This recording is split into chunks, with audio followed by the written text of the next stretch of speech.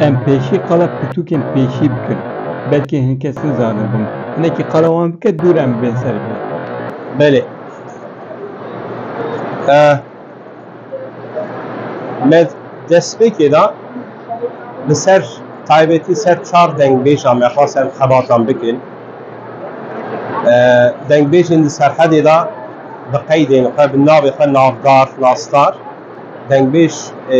Reso, dengbêj Şakiro, dengbêj Huseyno û dengbêj Zaro. Belê dema em ketin sehayê me lêkolînan ser wan her çar dengbêjan kirin em tê gihîştin di herêmê da di herêmên hemû herêmên Kurdistanê da ji wan her çar dengbêjan gelekî zêde dengbêj hene. û piştê ku cara yekem ku em ketin qadê ez û Ömer me biryar da ku em li ser hemû dengbêjên herêmên Kurdistanê lêkolîn bikin û xebatan bikin. Bi wê mebestê me cîlta yekem li ser dengbêj Reso û ya duyem ser dengbêj Şakiro û ya sêyem jî dengbêj Huseyno me qedandin û çap kirin. Di wê pêvajoyê da, di wê navê da me gelek dengbêjên din tespît kirin û em bi malbatê wan re axivîn, lêkolîn ser qedandin, qeydê wan hildan, bandê wan tomar kirin, dijîtalîze kirin. Bêjin destpêka 2000yan heta niha teqrîben 5000 kilamên dengbêjan ji hemû herêmên Kurdistanê yên Bakurê Kurdistanê me berhev kirin û me xwast em ji her herêmê dengbêjên navdar, nastar yên hoste bikin rêzê û antolojiya wan amade bikin. û loma jî piştê sê hev dengbêjê serhedê me dest bi dengbêjên herêma Mêrdînê dengbêj Mehmûdê Hesê kir. ev rêze çawa çêbû mesela ne Mehmûdê Hesê dibe yekî din ba û ev rêze çawa hilbijart. Belê elbet yê ku em esas digirin dengbêjên hostenin yani ne dengxweş yê ku di civakê da bi meqamê xwe, bi edebiyata xwe, bi vegotina xwe li ser civakê bandorek mezin kiştiye o navdar e. Elbette herêma Mêrdînê da bilî dengbêj Mehmûdê Hesê hê dengbêjê din jî hene. Em ser wan jî da dixebitin wek dengbêj Fadilê Kufragê û yê din. Lê diviya bû me qirarek bidaba ya din ji hêla devoka Mêrdînê ji bo me hêsantir bû ku em destpêkê bi Mehmûdê Hesê dest pê bikin piştî wî vegerin dengbêjê din. û niha jî em ser dengbêjên herêma Amedê dixebitin dengbêj Ebdulhadî û ew jî dengbêjekî nastar e, dengbêjekî hoste ye û di heman demê da şair e û Salihê Beynatî heye, dengbêj Zahro heye bi wî awayê dewam dike. Vê carê em li ser vê bisekin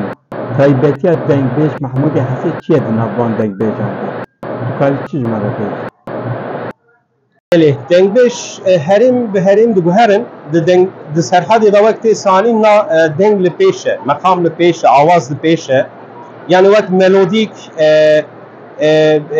bi awayekî gelemperî hatiye nasîn dengbêjên serhedê. Lê dengbêjên beriyê wexta ku tu davî kevî beriyê û berjêr diçe awaz standartize dibe. Yani naguhere cûreyên em bêjin wekî serhedê ev meqam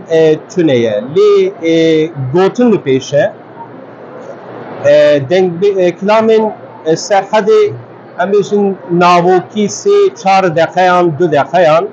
heman kilam li Mêrdînê dibe 20 deqe dibin nîv saet hin kilam dibin saetekî dirêjtir e û ev jî çi xweratîne elbet çîroka wê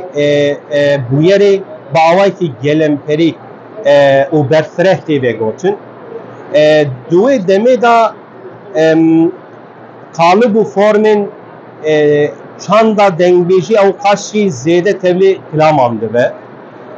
و هر وها جرین بشن ادبیات devki وکی هم بشن دحا و نفر و لومه و گازند ین دقاده جیانا گلیا و هرمی دا هاتنین بکارانین آن هیه زیدترین تبلی کلام آمده و evci devlemendiyê ki mezine her wade hêla ziman da peybên zêde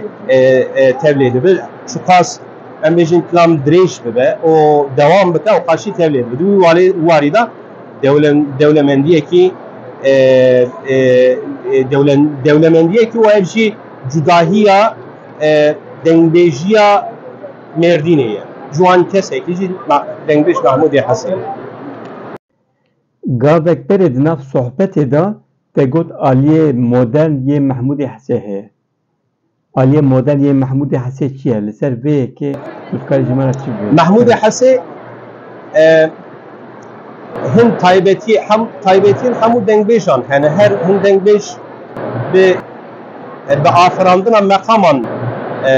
host hene hin bi teşedayîna kilamên ku pêşiya wan çêbûne و به طرز خا پیشکتی آنجیتی ناسین هم دنگش به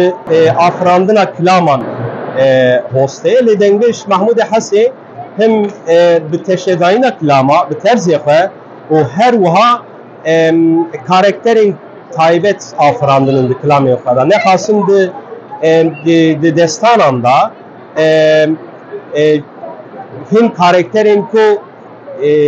د دستانên din da an jî dengbêjên ku hetanî niha me bi ser xebitînin karakterên tune ye û her wiha di berhemên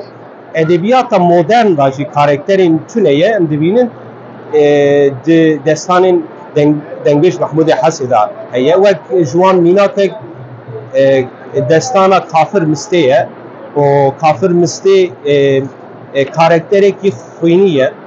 ji destpêka destanê hetanî dawiya destanê hem xwînî ye û hem jî mazoşîst e yani wek Kafir Mistê hatiye bi navkirin meriv bi têgek modern bi nav bike wek psikopat Mistê û ev karakter gelek balkêş e her wiha dengbêjên serhedê an wekî din jî dengbêj wek tê zanîn li ser bûyeran kilam afirandine li ser kewaman afirandine li ser karakteran kilam afirandine ji bo mînak serildana Seyîd û Berazan li ser serildana Seyîd û Berazan gelek kilam hatinin gotin dengbêj Şakiro, dengbêj Hüseyno, dengbêj Reso û li ser her kewamekî kilam gotine û bi serê xwe ne lê tu dinêre dengbêj Mahmûd Hesê wek kronolojiya serildana Seyîd û Berazan ji destpêka serildanê hetanî dawiya serildanê li ser